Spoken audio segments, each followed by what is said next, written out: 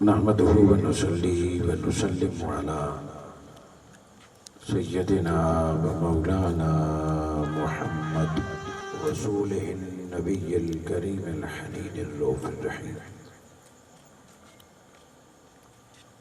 أما بعد، أعوذ بالله من الشيطان الرجيم. بسم الله الرحمن الرحيم.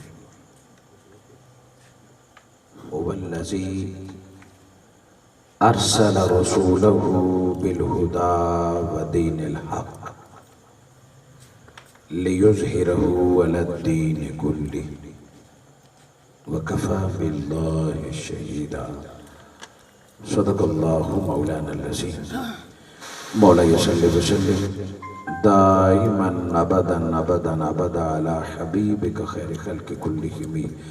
اللهم صل على سيدنا محمد وعلى آله وأصحابه وبناته وعشاقه اجمعین.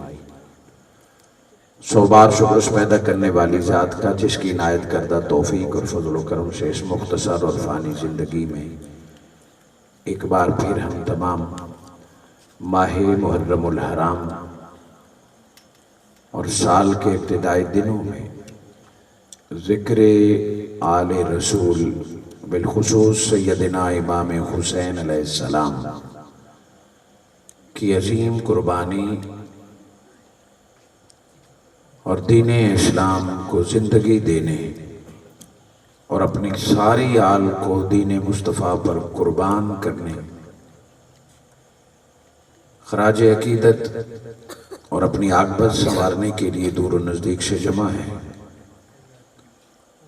آج کی یہ حب اہل بیت اجتماع پر منہاج القرآن ٹرک، یوتھ لیگ، MSM، علماء کونسل اور ویمن لیگ، جملہ احباب جن کی محنت اور کاوش سے یہ خوبصورت محفل سجی ہے، دعا گو ہوں اللہ رب العزت تمام محنت کرنے والے دوست احباب کو دنیا میں، قبر میں اور حشر میں بھی حسنین کریمین کے قدموں میں جگہ عطا فرمائے. میں نے آپ کے سامنے جو آیہ مبارکہ تلاوت کرنے کا اعزاز حاصل کیا، اس آیہ مبارکہ میں اللہ رب العزت نے دین اسلام کی بات کی ہے اور دین اسلام کے غلبے کی. یاد رہے کہ تعلیم دین ایک اور شے ہے، تبلیغ دین اور غلبہ دین میں زمین آسمان کا فرق ہے. تبلیغ کرنے کے بعد تبلیغ کرنے والا، دین سکھانے والا دین سکھانے کے بعد ایک جملہ کہتا ہے وَمَا عَلَيْنَا إِلَّا الْبَلَاغُ، میرے ذمہ پہنچانا تھا، میں نے پہنچا دیا. دین کی تبلیغ اور دین کی ترویج یہ جدا چیز ہے. اس آیہ مبارکہ میں اللہ رب العزت نے غلبہ دین کی بات کی ہے. 1.25 لاکھ پیغمبر اللہ رب العزت نے بھیجے اور پھر سید الانبیاء محمد مصطفیٰ صلی اللہ علیہ وآلہ وسلم کہ ختم نبوت کا اعلان کر دیا. میرے آقا صلی اللہ علیہ وآلہ وسلم کی زندگی کا ہر لمحہ بامقصد تھا. حضور کی زندگی کا ہر سیکنڈ دین کے لیے اور اللہ کی رضا کے لیے گزرا. مگر اوورآل اگر کوئی پوچھے کہ حضور صلی اللہ علیہ وآلہ وسلم کی آمد کا مقصد کیا تھا، سو قرآن میں ہمیں 2 مقامات پر حضور کی زندگی کی جزیات کے مقصد کا اندازہ ہوتا ہے. دعائے ابراہیمی ہے، ابراہیم علیہ السلام نے دعا مانگی ربنا وابعث فیہم رسول، اے اللہ وہ محمد مصطفیٰ مجھے عطا فرما، یعنی وہ رسول میری آل میں پیدا فرما، یعلمہم الکتاب، کہ وہ قرآن کی تعلیم دے، حکمت سکھائے، تزکیہ سکھائے. یہ باتیں درست ہے، یہ حضور صلی اللہ علیہ وآلہ وسلم کی رسالت کے فرائض میں سے تھا. مگر اس ساری رسالت اور بعثت محمدی کا واحد مقصد کیا تھا؟ هو الذی ارسل رسولہ بالہدی ودین الحق، کہ وہی تو اللہ ہے جس نے صاف ہدایت اور دین حق دے کر مصطفیٰ کو بھیجا۔ کیوں؟ لِیُظْہِرَہُ عَلَى الدِّینِ کُلِّہ، محمد مصطفیٰ فقط دین سکھانے نہیں آئے، فقط دین پڑھانے نہیں آئے، فقط خود عمل کرنے نہیں آئے، لِیُظْہِرَہُ عَلَى الدِّینِ کُلِّہ، حیات مصطفیٰ کا سب سے بڑا مقصد یہ ہے کہ اسلام کو باقی ادیان پر غالب کر دے، غلبِ دین حق حیات مصطفیٰ کا سب سے بڑا مقصد تھا۔ مجھے اور آپ کو صراط مستقیم دکھانا، ساری امت کو دوزخ سے بچا کے جنت کے رستے پہ لگانا، حضرت انسان کو حقوق العباد اور انسانی حقوق کی ساری سنتیں عطا فرمانا، حضرت انسان کے اپنے پڑوسیوں کے، ماں باپ کے اور معاشرے کے حقوق اور زندگی گزارنے کا طریقہ، قبر کی رات کو منور کرنے کا طریقہ، یہ سب کچھ میرے آقا نے سکھایا۔ مگر بات جب غلبے کی تھی تو رب نے اعلان فرمایا کہ میں نے مصطفیٰ کو غلبے دین کے لیے بھیجا ہے۔ یہاں جو ہو ضمیر ہے اس کے مرجع دو ہے کہ وہی تو اللہ ہے جس نے محمد کو بھیجا۔ کیوں؟ لِیُظْہِرَہُ عَلَى الدِّینِ کُلِّہ، ایک یہ ہے کہ مصطفیٰ دین کو غالب کر دے، اور دوسرا معنی اس کا یہ ہے کہ اللہ اس دین سے مصطفیٰ کو ساری دنیا میں غالب فرما دے۔ غلبِ دین حق کیا ہے اور یہ کیسے ممکن ہے؟ حضور صلی اللہ علیہ وآلہ وسلم نے جس شہر میں آنکھ کھولی، شہر مکہ، تمام سماوی ادیان، تورات، زبور، انجیل، دین حنیف حضرت ابراہیم علیہ السلام کو ماننے والوں سے لے کر عیسیٰ علیہ السلام کے عیسائیوں تک سارے مکہ کے آس پاس موجود تھے۔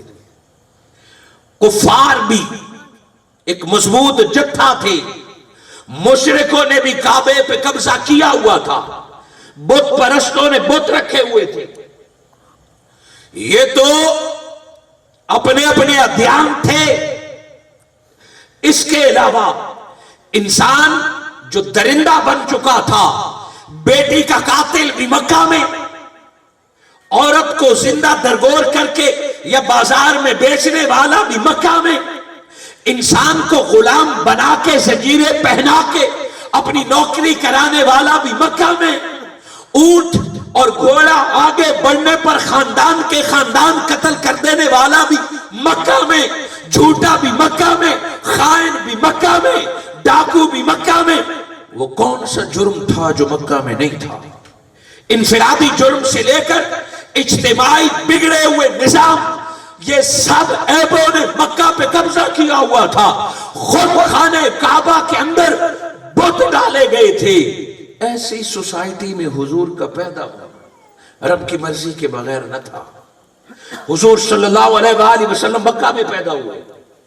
تو سوال یہ ہے کہ اے میرے اللہ، تنہا ایک بندہ یہ باقی سارے ادیان سے کیسے ٹکرائے گا؟ اس پورے ہوئے بگڑے معاشرے کو کیسے درست کرے گا؟ انفرادی احوال بگڑے ہوئے ہیں، ہر فرد کی تنہا مصطفیٰ کیسے اصلاح کرے گا؟ اس کا ایک شارٹ سا جواب تھا کہ وہ مقلب القلوب، میں ساروں کے دل بدل دوں گا۔ مصطفیٰ تو کلمہ پڑھتے جانا، ساری دنیا تیرے پیچھے پڑھتی جائے گی۔ مگر ایسا نہ تھا کہ رب نے وعدہ کیا ہو کہ میں دل بدل دوں گا، میں سارے تیرے قدموں میں۔ اور اگر عقیدتاً پوچھنا چاہتے ہیں تو اللہ ایسا کر سکتا تھا اور کر سکتا ہے۔ اگر اللہ دعائے مصطفیٰ پر سیدنا عمر فاروق کے دل کو موم کرے اور حضرت عمر فاروق تلوار لے کے قتل کا ارادہ کرے اور رستے میں رب دل موم کرے اور وہ قدموں میں بیٹھ کر غلام مصطفیٰ بن جائے تو اللہ پورے مکہ کے دل بدل سکتا تھا، مگر یہ غلبہ نہیں تھا۔ یہ تبلیغ تھی. اللہ رب العزت نے یہاں دین یعنی نظام مصطفیٰ کے غلبے کی بات کی ہے. تو سوال پیدا ہوتا ہے کہ ایک بندہ پورے ادھیان کے ساتھ کیسے ٹکرائے گا, کیسے سارے سوسائٹی کی اصلاح کرے گا؟ روتی سسکتی ہوئی عورت اور بیٹی کے آنسو, بکتے ہوئے غلام اور مظلوم انسان, سرداری میں پسے ہوئے عوام, ایک مصطفیٰ تنہا یہ کیسے کرے گا؟ یہ عقل سوال کرتی ہے. سو جب بھی کوئی کسی میدان میں جاتا ہے, عقل مند وہی ہوتا ہے, وہ خالی ہاتھ نہیں جاتا. اگر دشمن کے پاس تلوار ہے تو پھر تلوار لے کے جانا چاہیے. اگر دشمن کے پاس بندوق ہے تو عقل مندی یہ ہے کہ بندوق لے کے جانا چاہیے. اگر دشمن کے پاس ایٹم بم ہے تو فوج کے پاس بھی ایٹم بم ہونا چاہیے. جس طرح کے حالات ہیں ویسے ہی تیاری ہونی چاہیے. تو کیا خیال ہے کہ اللہ رب العزت نے محمد مصطفیٰ کو بھیجا ہوگا مکہ میں اور باقی سارے ادیان پر غالب کرنے کے لیے, تو کیا خالی ہاتھ بھیجا ہوگا؟ جب سوال یہ پیدا ہوا کہ میرے رب تیرا مصطفیٰ تیرے دین کو کیسے غالب کرے گا, تنہا بھی نہ سمجھو, خالی ہاتھ بھی نہ سمجھو. هو الذی ارسل رسولہ بالہدی ودین الحق. رب دو ہتھیار دے کے مصطفیٰ کو بھیج رہا ہے. ایک ہتھیار کا نام ہدایت ہے اور دوسرے ہتھیار کا نام دین حق ہے. یہ دو جدا چیزیں ہیں. جید علماء کرام تشریف فرما ہے, میری نظر پڑی معزز بزرگ اساتذہ کرام تشریف فرما ہے, میں تمام کو دل و جان سے خوش آمدید کہتا ہوں. یہ دو جدا چیزیں ہیں, یہاں درمیان میں واو ہے. میرا سوال یہ ہے کہ کیا ہدایت اور دین دو جدا چیزوں کا نام ہے؟ کہ کوئی کہے یہ ہدایت ہے یہ دین ہے. دین میں ہدایت ہے, جس کو ہدایت ملتی ہے دین تو اسی کو ملتا ہے, اور جس کو دین نصیب ہو جائے وہی ہدایت یافتہ ہوتا ہے. اولئک علی ھدی من ربہم واولئک ھم المفلحون. کہ جس کو بھی دین ملا اسے ہدایت ملتی ہے, اور جس کو ہدایت مل جائے وہی دیندار ہوتا ہے.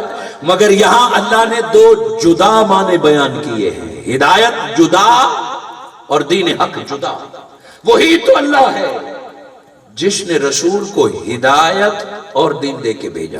چلو وائے نوعیت کر دیں کہ ہدایت ساتھ دین حق دے کے بھیجا, پھر بھی دو ہیں.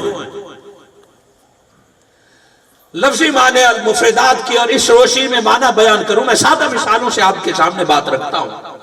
ایک لفظ ہدایت ہے, ایک لفظ حق ہے, یعنی دو لفظ ہدایت اور حق. جب بھی لفظ ہدایت کہیں گے تو ہدایت میں نرمی پائی جاتی ہے. ہدایت نصیحت کا معنی ہے, ہدایت میں سمجھانا ہے, ہدایت میں صلح ہے, ہدایت میں معافی ہے, ہدایت میں بار بار آنا جانا ہے, حتیٰ کہ منت سماجت ہے. یہ نہیں ہے کہ اگلا ڈنڈا لے کے آئے کہ میں ہدایت کرنے آیا ہوں, اگلا تلوار لے کے آئے کہ میں نصیحت کرنے آیا ہوں نماز پڑھو. ہدایت میں زبان کی مٹھاس ہوتی ہے, ہدایت میں رعایت ہوتی ہے, ہدایت میں اگلے کی زیادہ بات سنی جاتی ہے. اب ترجمہ کیجئے اس تناظر میں, هو الذی ارسل رسولہ بالہدی, کہ میں نے مصطفیٰ کی زبان میں مٹھاس رکھی ہے, مصطفیٰ کی طبیعت میں معافی رکھی ہے, مصطفیٰ کی طبیعت میں صلح رکھی ہے, مصطفیٰ کی طبیعت میں کافر کو بھی اپنے قریب لانے کا ملکہ رکھا ہے, مصطفیٰ کو سننے کا ملکہ عطا فرمایا ہے. کہ میں نے مصطفیٰ کو ہدایت, صلح, محبت, امن, چاشنی, برداشت, کمپرومائز یہ دے کے بھیجا ہے. وَدِينِ الْحَقِّ. جب بھی لفظ حق کانوں تک آتا ہے تو باطل کا چہرہ سامنے آتا ہے. حق میں ٹکرانے کا معنی ہے, حق میں دشمن سے آنکھوں میں آنکھیں ڈال کر بات کرنے کا معنی ہے, حق میں اپنی بات منوانے کی بات ہے. حق باطل کو پکارتا ہے, جال حق وَزَهَقَ الْبَاطِلُ، حق جب آتا ہے باطل نرستا ہے، حق جب آتا ہے تو باطل بھاگتا ہے، حق میں ایک ٹکرانا ہے، جہاد ہے۔